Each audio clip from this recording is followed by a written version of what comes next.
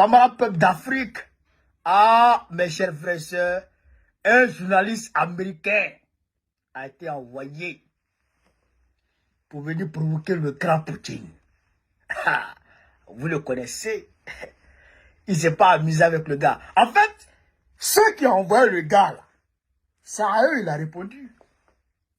Frère, on va écouter ici la réponse chirurgicale du grand Poutine à ceux qui ont envoyé le journaliste pour venir l'emmerder. Chers camarades peu d'Afrique, on écoute attentivement et bon qu'on les va décortiquer. C'est parti. Poutine répond à une question provocante d'un journaliste américain. NBC, au milieu du secteur central. Oui, allez-y, s'il vous plaît. Journaliste, Monsieur le Président, je suis Kay Simons. J'ai deux questions, si vous me le permettez. La première concerne le président élu Trump. Monsieur le Président, vous n'avez pas atteint les objectifs de l'opération militaire spéciale. Un grand nombre de Russes ont perdu la vie, y compris un général qui a été visé par une tentative d'assassinat ici, à Moscou, cette semaine. Par ailleurs, le chef syrien que vous souteniez a été destitué. Lorsque vous rencontrerez le président Trump, vous serez un dirigeant affaibli. Comment comptez-vous agir? Que pourriez-vous offrir dans un esprit de compromis? Vous avez dit, nous pourrons proposer, ou je pourrais proposer quelque chose au président élu Trump lorsque nous nous rencontrerons. Poutine, eh bien, tout d'abord, je ne sais pas quand nous nous rencontrerons, car il n'a rien dit à ce sujet. Je ne lui ai pas parlé depuis plus de 4 ans. Je suis prêt pour cela, bien sûr, à tout moment. Je serai également prêt à une rencontre, s'il le souhaite. Vous avez dit que cette discussion aurait lieu dans une situation où je serais affaibli. Chers collègues, et je dis cela avec respect, car malgré toutes les pressions exercées sur notre presse, nous vous permettons de travailler librement en Russie, et vous le faites sans restriction, c'est déjà bien. À vous, ainsi qu'à ceux qui vous paient aux États-Unis, il plairait beaucoup de voir la Russie en position de faiblesse. Mais je suis d'un autre avis. Je considère que la Russie est devenue beaucoup plus forte au cours des 2 ou 3 dernières années. Pourquoi? Parce que nous sommes en train de devenir un pays véritablement souverain. Nous dépendons désormais très peu des autres. Nous sommes capables de tenir fermement, y compris économiquement. J'ai déjà parlé des taux de croissance de notre économie. Nous renforçons notre capacité de défense. La préparation de nos forces armées est aujourd'hui, j'en suis certain, au plus haut niveau dans le monde. Il en va de même pour notre industrie de la défense. Nous augmentons la production de tout ce dont notre armée et notre marine ont besoin. Et cela, non seulement pour le moment présent, mais aussi pour l'avenir. Nous le faisons avec assurance et à un rythme soutenu, contrairement à nos adversaires. Nous avons déjà évoqué les succès de nos forces armées. Ces succès sont en partie dus à l'augmentation de la production dans les secteurs de la défense de la Fédération de Russie. Et, encore une fois, nous faisons cela avec assurance et de manière assez rationnelle. Il a été mentionné que nos troupes progressent sur la ligne de front. Et comment cela est-il possible? Grâce, entre autres, à la technologie dont je viens de parler. Oui, nous faisons face à une coalition quasi totale des pays de l'OTAN. Mais regardons leur situation. Un obus de 155 mm coûtait 2000 € il y a 2 ans. Aujourd'hui, il coûte 8000 €. Une multiplication par 4. Si cela continue, non seulement les 2% du PIB dédiés aux dépenses de défense, que le président élu des États-Unis, M. Trump, exigeait et exige encore des pays de l'OTAN, ne suffiront pas, mais même 3% seront insuffisants. L'état de préparation, la formation et la condition intérieure des forces russes sont aujourd'hui incomparables avec celles de toute autre armée au monde. C'est pourquoi je considère que la Russie est aujourd'hui dans l'état que nous recherchions. Elle s'est renforcée et est devenue un pays véritablement souverain. Nous prendrons nos décisions sans tenir compte de l'avis d'autrui, uniquement en fonction de nos intérêts nationaux. Vous avez parlé de la Syrie. Vous, et ceux qui vous paient, voulez présenter tout ce qui se passe en Syrie comme un échec ou une défaite pour la Russie. Je vous assure que ce n'est pas le cas. Et je vais vous expliquer pourquoi. Nous sommes intervenus en Syrie il y a 10 ans pour éviter qu'un sanctuaire terroriste ne s'y établisse, comme ce que nous avons observé dans d'autres pays, notamment en Afghanistan. Dans l'ensemble, nous avons atteint nos objectifs. Même les groupes qui combattaient autrefois le régime d'Assad et les forces gouvernementales ont évolué. Ce n'est pas un hasard si de nombreux pays européens et les États-Unis cherchent aujourd'hui à établir des relations avec eux, même s'il s'agit d'organisations qualifiées de terroristes. Pourquoi vous en mêlez-vous? Cela signifie qu'ils ont changé, n'est-ce pas? Cela veut donc dire que, dans une certaine mesure, l'objectif a été atteint. Ensuite, nous n'avions pas de troupes en Syrie. Tout simplement, elles n'étaient pas là. Nous avions 2 bases, une base aérienne et une base navale. La composante terrestre était constituée des forces armées syriennes elles-mêmes, et comme tout le monde le sait ici, il n'y a pas de secret, de ce qu'on appelle des groupes armés pro-iraniens. Nous avons même retiré à l'époque nos forces d'opération spéciales. Nous ne combattions pas là-bas. Mais que s'y passait-il? Par exemple, lorsque des groupes de l'opposition armée se sont approchés d'Alep, environ 30 000 personnes défendaient la ville. Dans la ville, 350 combattants sont entrés. Les troupes gouvernementales, avec les soi-disant unités pro-iraniennes, se sont retirées sans combat, ont fait sauter leur position et sont partis. Et cela s'est produit de manière similaire sur presque tout le territoire syrien, à de rares exceptions près, où il y a eu quelques affrontements. Auparavant, par exemple, nos amis iraniens nous demandaient de les aider à transporter leurs unités à l'intérieur de la Syrie. Maintenant, ils nous demandent de les en retirer. Nous avons évacué 4000 combattants iraniens de la base de Khmemim vers Téhéran. Une partie des unités dites pro-iraniennes est partie sans combat au Liban, une autre partie en Irak.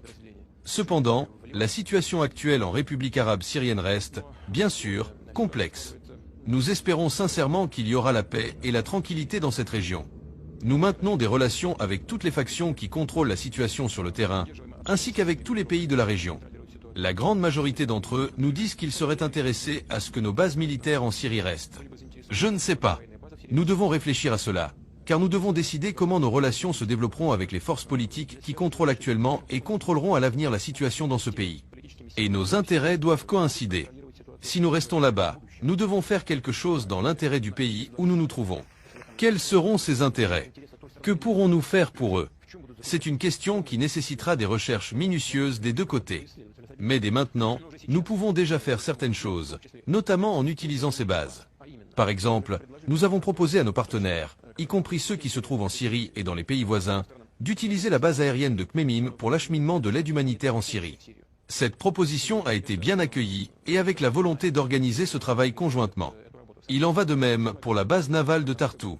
Donc, peu importe à quel point certains souhaiteraient présenter la Russie comme affaiblie, vous savez, puisque vous êtes américain, je voudrais rappeler les paroles d'un écrivain célèbre que tout le monde connaît. Les rumeurs sur ma mort sont grandement exagérées. Et si une rencontre avec le président élu Trump devait avoir lieu un jour, je suis certain que nous aurons beaucoup de choses à discuter. Les propos de Vladimir Poutine dans cette interview révèlent plusieurs leçons d'excellence qui peuvent être appliquées dans différents domaines. Vous avez compris, non? C'est que le journaliste Gouragouré est venu présenter la Russie comme un pays affaibli. Il y a un pays qui est faible à cause de la guerre. La Russie n'arrive pas à prendre Kiev. L'opération spéciale n'a pas atteint ses objectifs. La Russie a été chassée.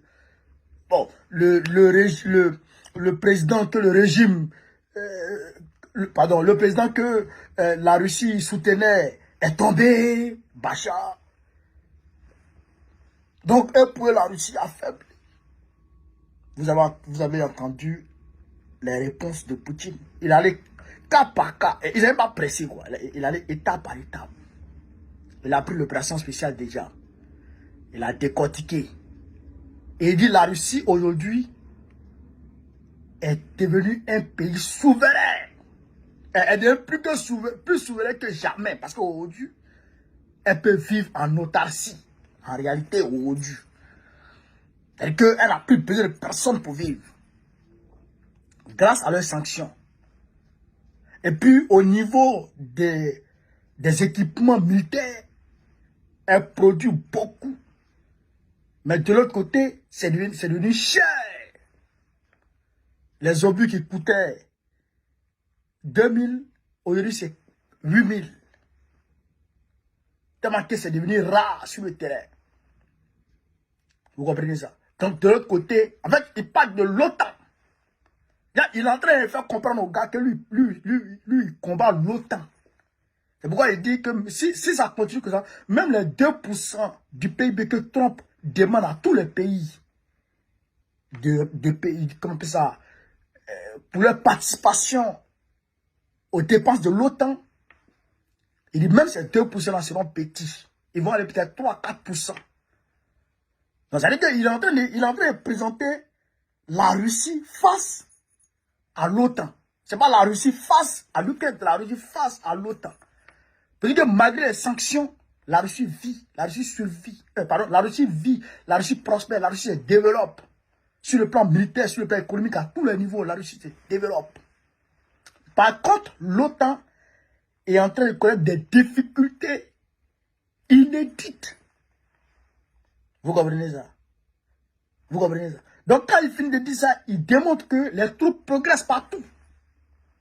Et c'est la vérité. Les troupes russes progressent partout.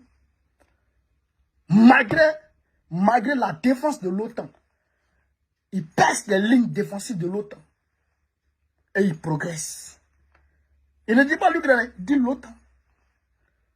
Pour dire que il sait et il est en train de faire savoir aux journalistes et à travers les journalistes, ceux qui l'ont envoyé, que la Russie là, elle est en train de combattre l'OTAN. Et malgré qu'elle combat l'OTAN, elle est en bonne position. Elle est en position de force. Et elle met l'OTAN en difficulté. Quand il dit ça, il vient maintenant parler des Syriens. Il explique que les soldats turcs, syriens, c'est eux qui ont sauté leur position, qui n'ont pas voulu se battre.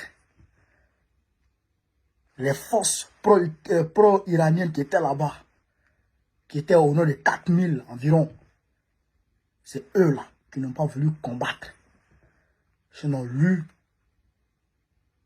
quand hier, il demandait à la Russie de les aider à transporter leurs soldats d'un point A à un point B à l'intérieur. Mais aujourd'hui, il demande à la Russie de les aider à sortir leurs soldats de la NAS. Et lui, il les aide. Donc, en fait, il est en train de dire que lui, il propose ses aides. En fait, tu vois, lui propose ses aides. Lui, il ne peut pas combattre pour eux. Lui ne combat pas pour eux sur le terrain. Lui, il les aide à se déplacer. Il leur apporte, on va dire, un appui logistique.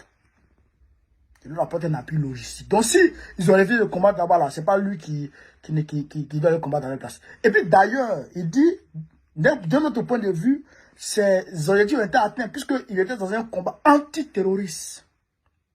Antiterroriste. Et aujourd'hui, grâce à Dieu, le gars qu'on présentait comme un terreau, aujourd'hui, les États-Unis eux-mêmes, ils discutent avec lui. Non, ça veut dire qu'il n'est plus terreau. Ouais, il est devenu un dirigeant, on va dire, un dirigeant bien fréquentable, avec qui on peut faire des affaires. Puisque tous les pays sont en train d'aller faire des affaires avec lui. Donc ça veut dire que ce n'est plus un terreau. Donc de ce point de vue-là, eux, ils peuvent dire que leur objectif est atteint. Puisque la Syrie n'est plus un foyer, n'est plus un sanctuaire terreau. Il a quelque chose.